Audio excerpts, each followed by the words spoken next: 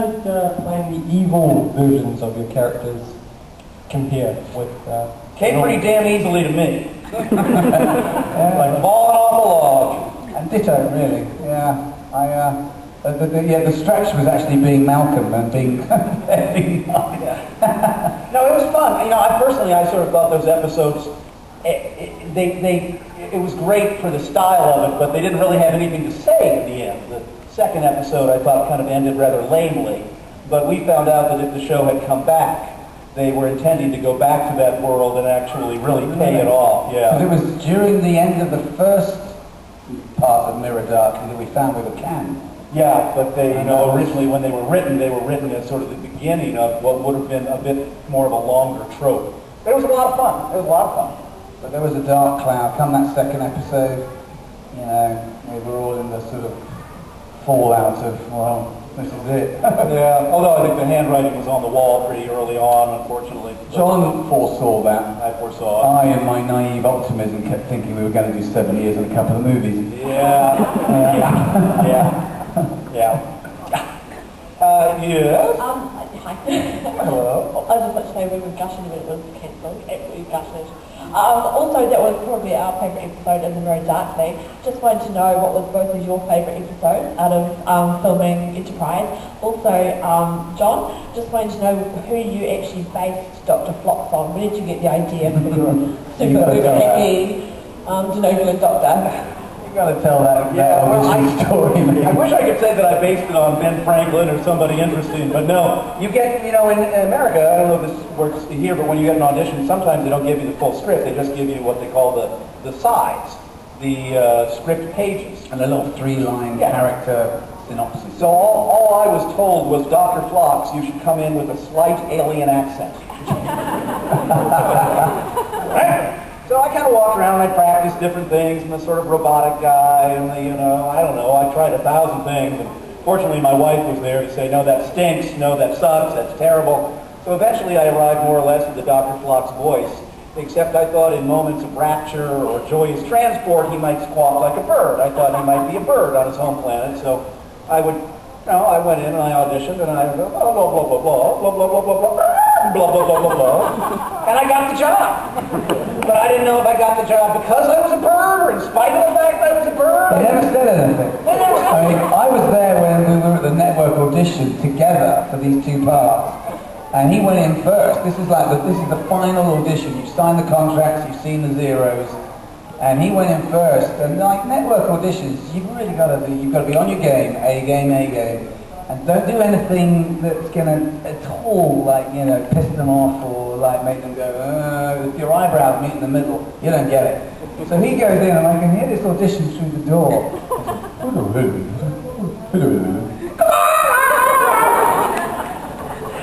And I'm out on the sofa outside going, he's got balls of steel, this boy.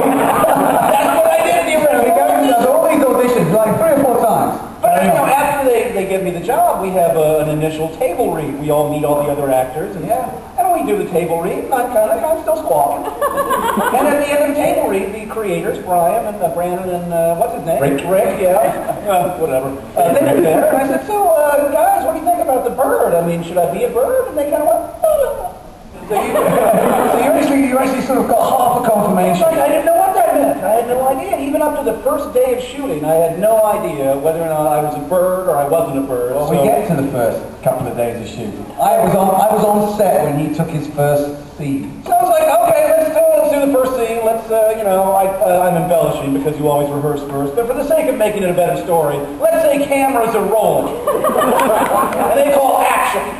And Jim Conway was the director of this part. Now, for those of you, if there are children present, you might want to cover their ears because I can't really tell this story honestly. It's only one little word, and it's not the F or the C word. Okay. So what do you it might be, but don't ruin the story. The word, it's the delivery. Action. So, blah, blah, blah, blah, blah, blah, blah, blah, blah, blah. Cut! John, what are you fucking around for? Which is how I knew I was not a bird. I always thought it went, oh well, that's good enough. I thought Jim Conway was much more like, cut! Steps out from behind the video village, comes over, takes a good look and goes, Are you shitting me? I like that version. Yeah, that's what happened. That's what I think happened. You should always be here to improve my He's a story. no-nonsense guy, that Jim Conway. He was Aaron Spelling's second in command, for like 20 years. No, it was quit effing around. Yeah. But, and you know, you were there going, but that's what I auditioned for. Because the other part of that is, when I first went to an audition for Malcolm, I went in there, he was written as a sort of, button-down, stiff-upper-lip Brit.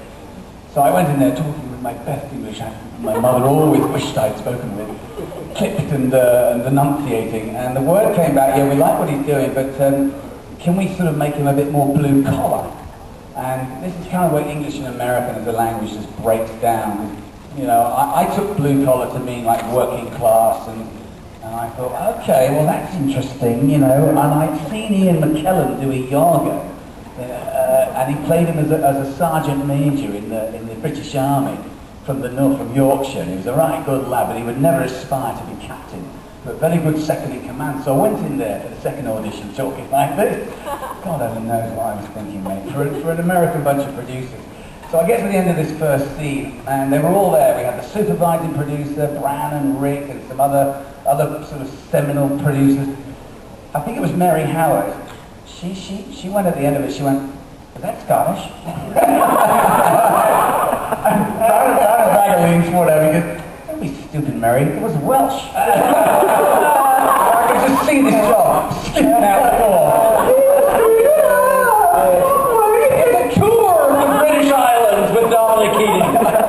So I looked at Rick Brown, I looked at Rick Berman, I went, Mr. Berman, do you think I could just try doing it in my own voice?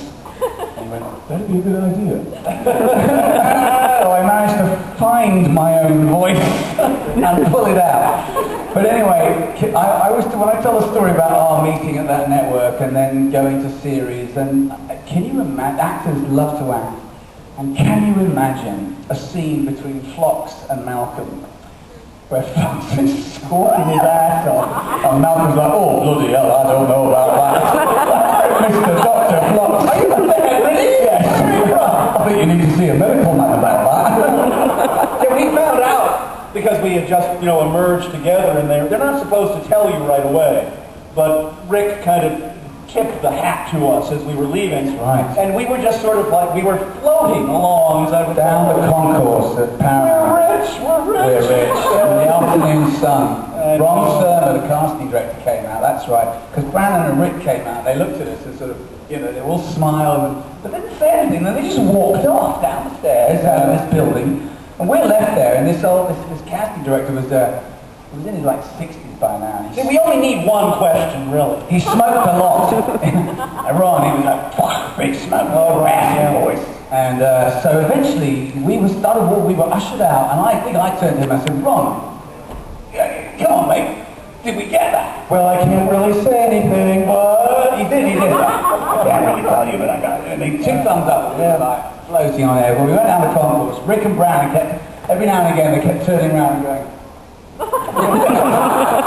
So this is the day of the advent of cell phones, and we both got on our cell phones. He called his missus, and all he did was, and then he called my missus